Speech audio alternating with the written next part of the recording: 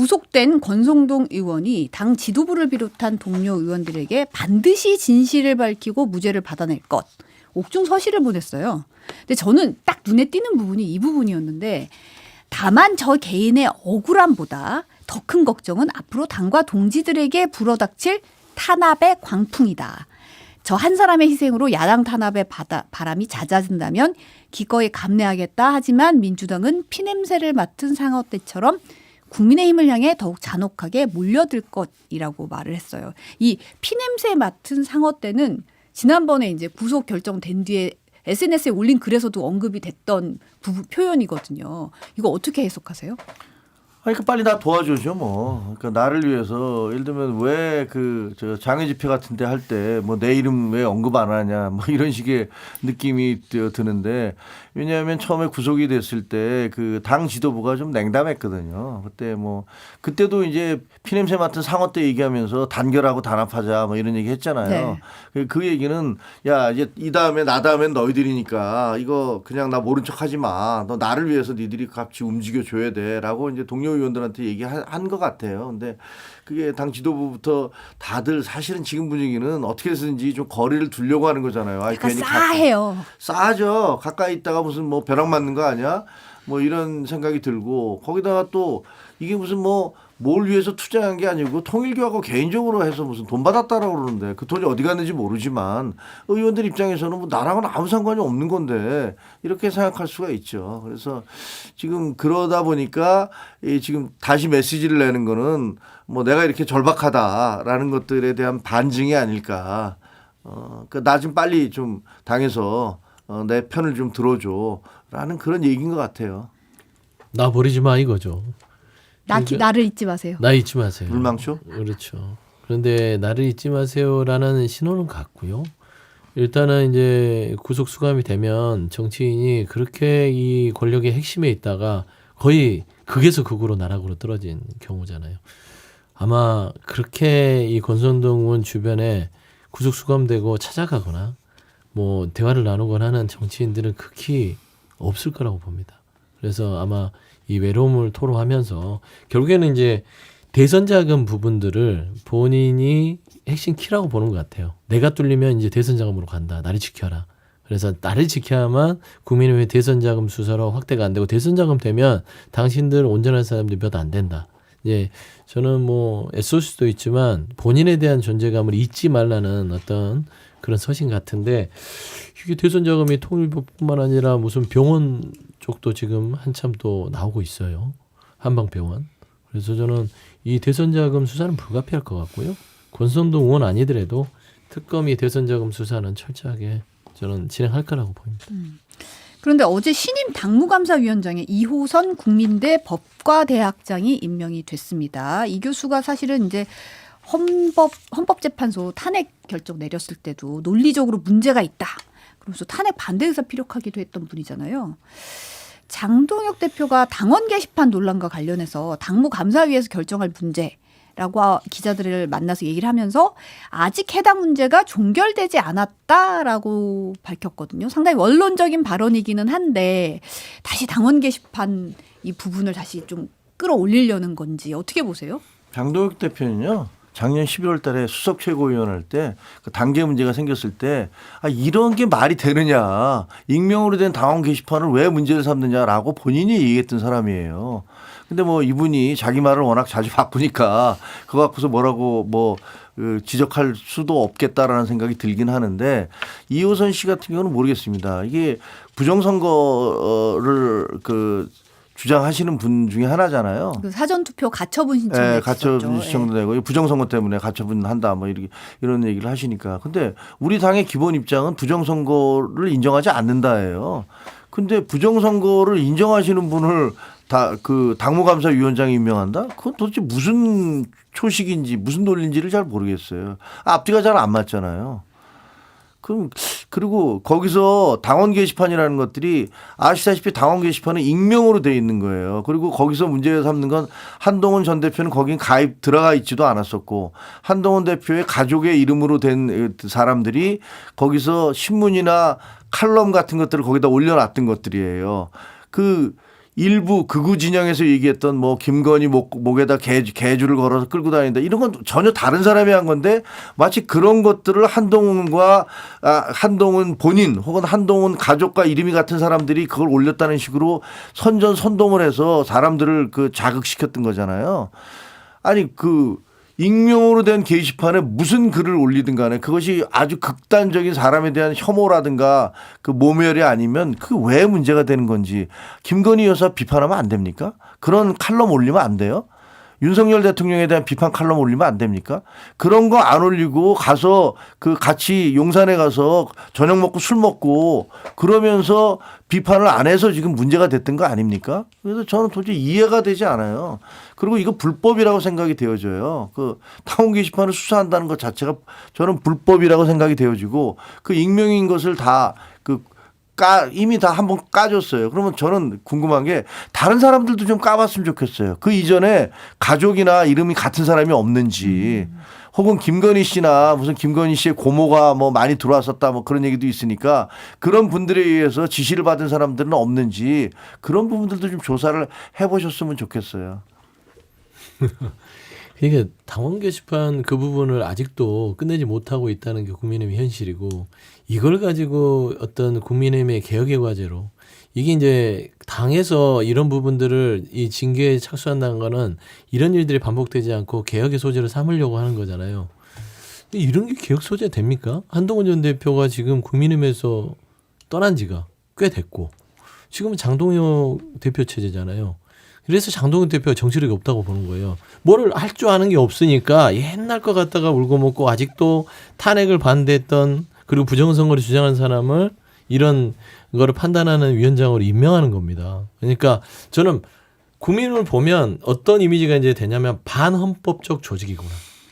그러니까 일반적인 생각을 하지 못하는 상식에서 벗어나는 사고를 하는 사람들이 주류를 이루고 있구나.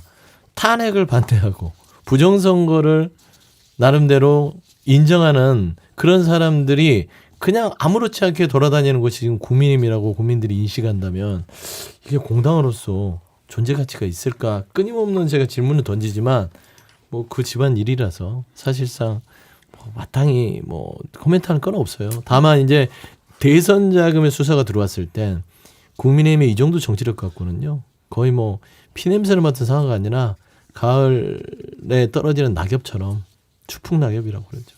모두 다 쓸려갈 것 같아요. 사실 당무감사위원장이 이제 당무감사에 중요한 게 지방선거 앞두고 당협을 감사하면서 이제 그러겠죠. 공천과 연결이 되잖아요. 네, 그러다 보니 교광튀기 같은 거 해갖고 그러면 이제 친한계 인사들에 대해서 이제 뭔가 반탄에 부정선거 음모론자에 뭐 이런 분이 당무감사위원장으로 있으면 영향을 미치지 않을까 이런 이제 의혹이 이제 좀 걱정이 우려가 나오고 있죠. 있는 거고. 네, 네. 근데 이제 성일종 의원 같은 경우는 뭐 지도부를 한번 믿어보자. 오늘 MBC 그 김종배 시선집중에서 이런 얘기했는데 그러면서 이제 한동훈 전 대표의 행보에 대해서 민심 투어라든지 이제 온라인 플랫폼 한 컷이죠. 플랫폼이라든지 이런 거에 대해서 한가해 보인다는 일부 여론도 있다. 이렇게 애둘러 비판을 했더라고요. 그렇게 할 수도 있죠. 뭐 본인의 생각이니까 뭐 성일종 의원이 뭐라고 얘기했던 건 개인의 생각이니까 뭐 얼마든지 비판도 할 수 있고 마찬가지로 지금 그 장외 집회에 대해서 그게 무슨 효용성이 있느냐. 그게 오히려 국민들로부터 우리 당을 멀어지게 하는 거 아니냐라고 지적하고 저도 그렇게 얘기하고 있잖아요. 그러니까 뭐 각자의 생각에 따라서 그 뭐 자유로운 비판 반비판은 가능하다고 생각을 합니다. 한동훈 대표에 대해서도 얼마든지 비판할 수 있죠. 자기 주장에 따라서 뭐 할 수는 있다라고 생각을 해요. 그러니까 성일종 의원 보면 참 순진하시다. 뭐 지킬 발등이 맞나 봐요. 지난번에도 당 지도부를 믿었는데 어떻게 됐습니까?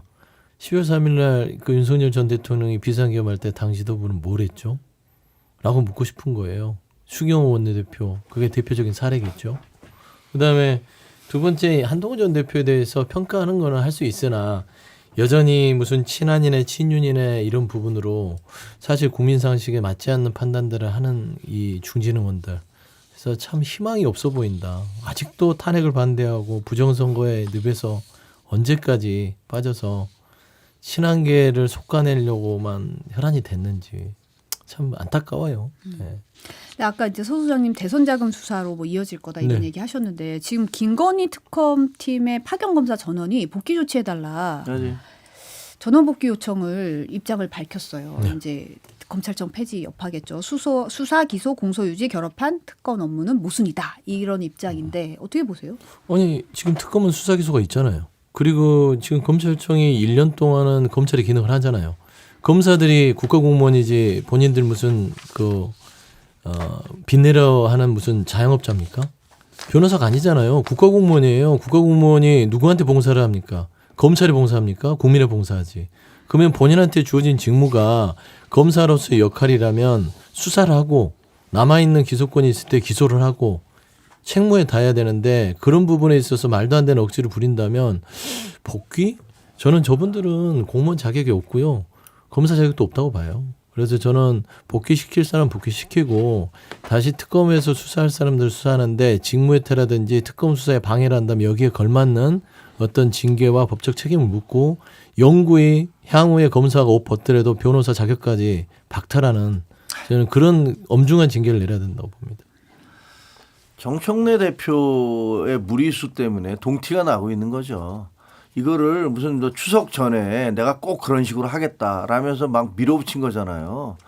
그런 여러 가지 어떤 그 잡음이 있을 수도 있는데도 그러면서 무슨 개선 장군처럼 그렇게 기뻐하셨는데 아니 제가 보면 검사들 입장에서는 야 그럼 우리 친정도 다 없어지는 건데 그리고 우리 검사들은 수사와 기소를 분리해서 니들은 수사하는 사람 기소하지 마라. 그리고 수사도 니네가 할지 검사 이름을 쓸지 안 쓸지에 대해서도 우리는 잘 모르겠다. 이렇게 얘기를 하고 있으면서 왜 우리한테는 수사와 기소를 다 하라고 그러는 거냐. 당신들이 그거 형용모순 아니냐. 우리는 그냥 갖다 쓸 때는 기술자로 갖다 쓰고 그다음에 우리의 어떤 자존심이라든가 이런 것들은 전부 다 뭉개도 우리는 무슨 당신들 하수인이란 말이냐. 이런 생각을 할 수 있는 거라고 봐요. 그리고 이분들이 다 보면 저거잖아요. 김건희 특검으로 김건희 씨에 대해서 지금 수사하고 있는 사람들이잖아요. 김건희 특검이 제일 활발하게 수사를 하고 있어요. 여러 가지로. 근데 이런 전문가들에 대해서 이런 사람들의 자존심을 한꺼번에 다 싸그리 뭉개버리면서 마치 무슨 야 우리가 까라면 까라는 식으로 너희는 악마 집단이라는 듯이 그렇게 악마화해서 검사는 나쁜 놈들이다 이런 식으로 몰아붙이면 이거는 부작용이 생길 수밖에 없다고 봐요. 그래서 어떤 집단이든지 대한민국에서 우리 헌법에 대한민국 헌법은요 어떤 특수 집단도 인정하지 않습니다. 그리고 무슨 선출직이든 임명직이든 누가 우위가 있다, 우열 관계가 있다고도 얘기하지 않아요.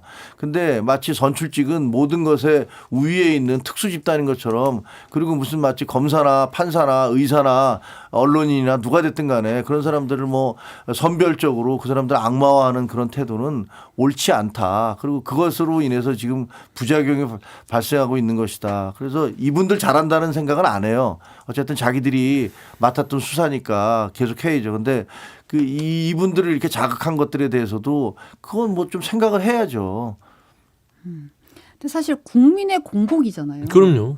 그런데 약간 이게 협박같이 보이거든요. 협박이에요. 그리고 특검이라는 게 지금 3대 특검이 가고 있고 순직해병 특검도 있고 내란 특검도 있는데 김건희 특검에서 이렇게 집단 행동하는 건 뭐라고 보세요? 일단은 이제 이 검사라는 직이 얼마만큼 이 78년 동안 본인들만의 카르텔이 있었는지가 명백히 드러나는 겁니다. 공직자로 생각 안 한 거예요. 본인들은 공무원이 아니고 나는 다른 공무원과 다른 특별한 존재야. 우리는 말하자면은 신적 영역의 검사도 있는 겁니다. 내가 당신 죄 있다면 죄 있는 거고 내가 당신 죄 없다면 죄 없는 거야. 이런 식의 사고방식을 갖고 있는 사람들이 지금 복귀 조치해달라는 것입니다. 내가 없으면은 이 나라의 사법 정의 실현은 안 된다. 이게 전형적인 윤석열식 사고방식이거든요. 저는 이런 분들은 공직자로서의 자격이 일단 없다고 생각합니다. 이건 철저히 수사방해입니다. 저는 조직을 생각하는 부분들 이미 입법부에서 검찰에 대한 부분들의 기능은 다 공수와 기소가 분리돼서 새로운 조직으로 신설이 됐어요. 검찰청이라는 이름만 없어졌을 뿐입니다. 그러면 최소한 본인들이 향후에 중수청으로 같이 공소청으로 같이 대해서 그 공직에 있을 마음이 있으면 선택을 하면 되는 거예요. 근데 나 검사 최고의 이 직업을 누구 마음대로 없애? 이건 우리 거야. 이게 공직자로서 맞는 얘기일까요? 저는 그런 궁금증이 국민 눈높이엔 전혀 안 맞다고 봐요. 아니 근데 예를 들면 그거는요. 전공의들 복귀 안 하면 처단하겠다라고 하는 윤석열 씨 포고문하고 뭐가 다릅니까? 아니 의사들이 자기가 나는 이거 우리에 대한 이거 거부감 생겨갖고 나는 사표 내겠다. 나는 안 전공의는 하겠다. 공무원이 아닙니다. 라고 얘기를 하는 거나 이 사람들이 공무원들이 나 파견됐는데 나 돌려보내 주세요. 라고 얘기하는 것이 본인이 자기 나 이제 이거 마음에 안 듭니다. 저 돌려보내 주세요. 라고 얘기하는 게 그게 무슨 범법행위입니까? 전공의는 공무원이 아니라니까. 아니 그렇지만 전혀 다른 문제예요. 검사들이 나 돌려보내 주세요라고 얘기하는 게 그게 왜 위법행위입니까? 그거는 항의의 표시일 수도 있는 거잖아요. 예를 들면 경찰이 됐든 의사가 됐든 노조원들은 안 그렇습니까? 우리 사회 언론은 안 그렇습니까?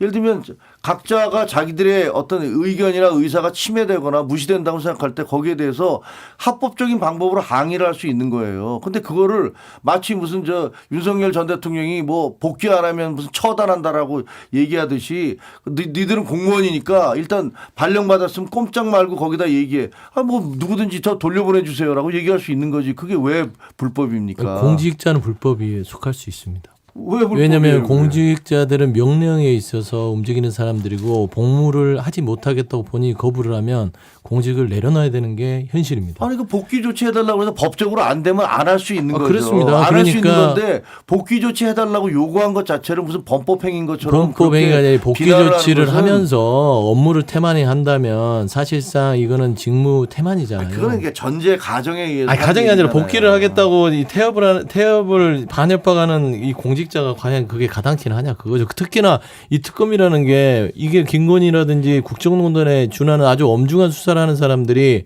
우리가 수사 안 해버리면 이거 특검에 차질이 있으니까 그럼 어떻게 하는 소리예요? 검찰청 수사기소 복귀해달라는 소리잖아요.